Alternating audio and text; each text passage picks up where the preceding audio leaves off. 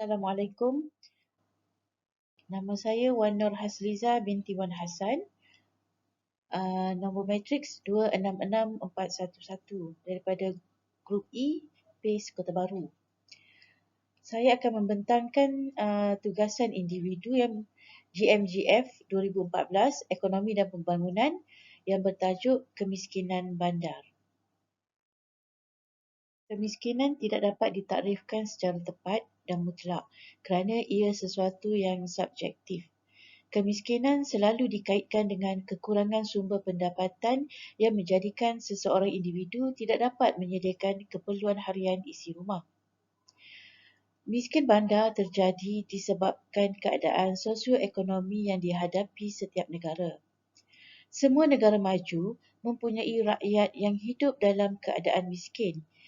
Isu ini sentiasa berkait rapat dengan masalah pengagihan pendapatan serta bantuan yang diberi. Ia bukan sahaja terjadi di negara-negara yang mundur, malah negara yang maju menghadapi masalah kemiskinan bandar. Kemiskinan bandar dapat dilihat dari banyak aspek. Umumnya, ia boleh ditakrifkan individu ini miskin dari segi kesihatan, kewangan, taraf hidup, pendidikan dan lain-lain lagi.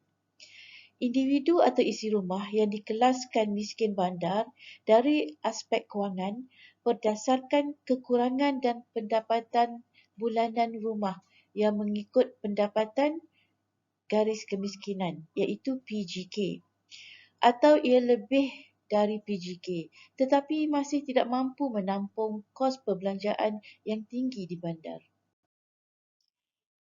Berikut adalah isu yang melibatkan golongan miskin bandar. Isu yang pertama adalah penyederhanaan yang berlebihan. Garis kemiskinan sering ditetapkan terlalu rendah berbanding dengan kos hidup sebenar, khususnya perbelanjaan perumahan dan pengangkutan di kawasan bandar. Jika ditetapkan mengikut tahap pendapatan purata, mereka akan kadang-kadang dengan sengaja terlepas pandang perbezaan penting ini antara penduduk bandar dan luar bandar.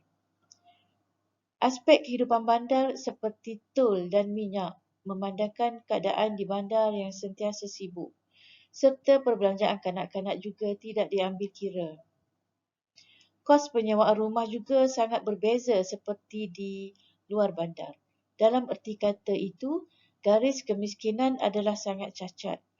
Mereka harus ditetapkan untuk membantu memahami perkara yang benar-benar diperlukan oleh isi rumah untuk sara hidup mereka dan bukannya apa yang mereka belanjakan untuk keperluan bukan makanan. Isu yang kedua adalah kekurangan data yang betul. Statistik kemiskinan yang disediakan oleh institusi kerajaan terputus sepenuhnya dengan apa yang sebenarnya berlaku di jalanan. Ketiadaan atau kekurangan kesedaran daripada pegawai dan juga rakyat tentang kepentingan untuk mentakrifkan semula dan mengukur kemiskinan membantu mengekalkan status quo. Namun, rakyat harus menjadi yang pertama meletakkan isu itu dalam agenda politik. Isu yang ketiga adalah bekerja dengan orang miskin.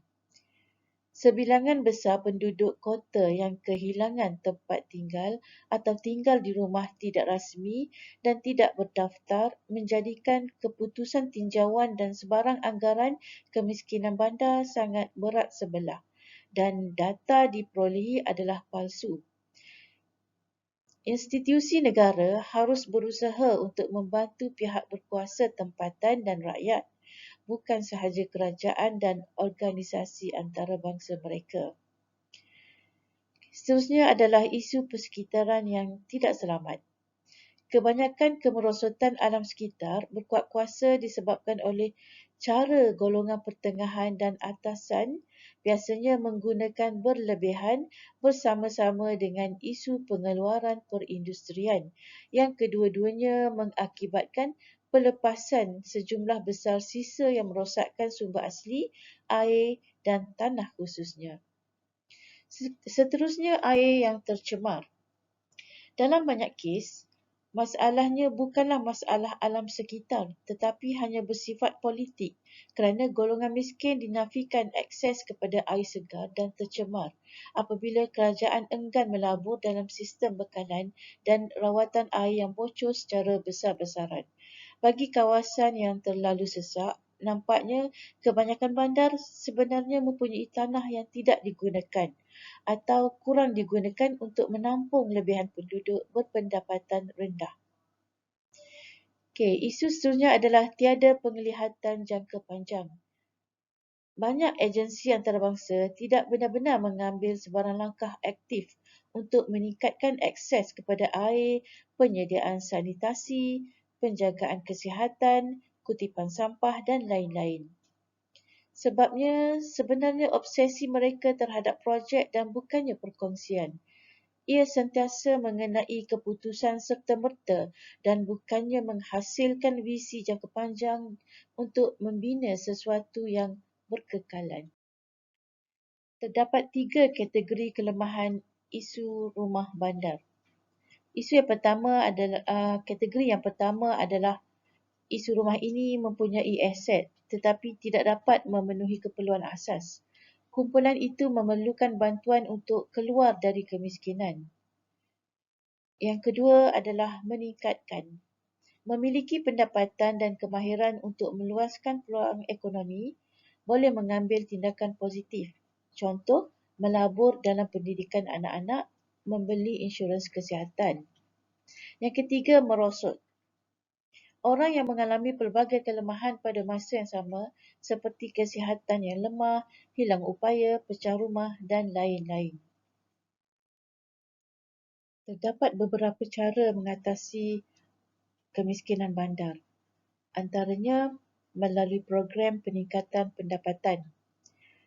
Kerajaan pusat melalui Pejabat Pembangunan Negeri menyediakan peruntukan secara percuma untuk pembelian alat-alat yang diperlukan bagi tujuan meningkatkan taraf hidup. Pihak agensi lain juga bekerjasama dalam membantu memberi kursus dan sebagainya secara percuma kepada individu yang layak. Dengan adanya bantuan seperti ini, bebanan kehidupan dapat dikurangkan. Seterusnya, mengadakan program bantuan perumahan. Program bantuan perumahan telah dilaksanakan oleh kerajaan bagi memenuhi keperluan rakyat untuk memiliki rumah pada harga mampu milik. Kerajaan juga mengumumkan pembiayaan untuk skim rumah pertama di mana individu tersebut boleh membeli tanpa perlu membayar 10% deposit tanpa mengira kaki tangan swasta, kerajaan ataupun bekerja sendiri. Selain itu, kerajaan menyediakan program Rumah Kerajaan Prihatin iaitu PPRT di mana khas untuk golongan miskin yang menetap di rumah yang daif. Rumah ini dibina secara percuma untuk individu yang layak serta mempunyai tanah sendiri. Seterusnya, mengadakan program bantuan peningkatan tahap kesihatan. Kerajaan dengan kerjasama Kementerian Kesihatan Malaysia menyediakan skim pemeriksaan mamogram dan program kesihatan di mana dengan menyediakan klinik bergerak ke kawasan-kawasan yang didiami oleh golongan miskin. Dengan adanya program seperti ini, lapisan miskin bandar dapat kemudahan seperti mana golongan yang berkemampuan terima. Tiada diskriminasi dalam apa sahaja bantuan yang diberi oleh kerajaan untuk golongan miskin bandar dan luar bandar. Seterusnya, mengadakan program bantuan pendidikan.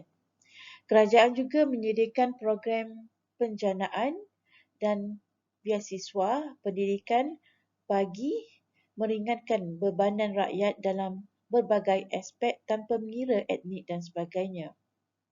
Kerajaan sangat prihatin kepada aspek pendidikan negara di mana ia akan memastikan rakyat terus menikmati kemakmuran dan kesejahteraan. Ekoran jumlah penduduk bandar semakin meningkat, maka isu kemiskinan bandar juga akan turut meningkat Perkara ini tidak boleh dipandang ringan oleh kerajaan. Golongan ini perlu diberi perhatian khusus seperti jurang agihan pendapatan, pembangunan yang terpinggir, kualiti hidup yang rendah serta faktor sosial, budaya dan psikologi. Sekian daripada saya. Terima kasih.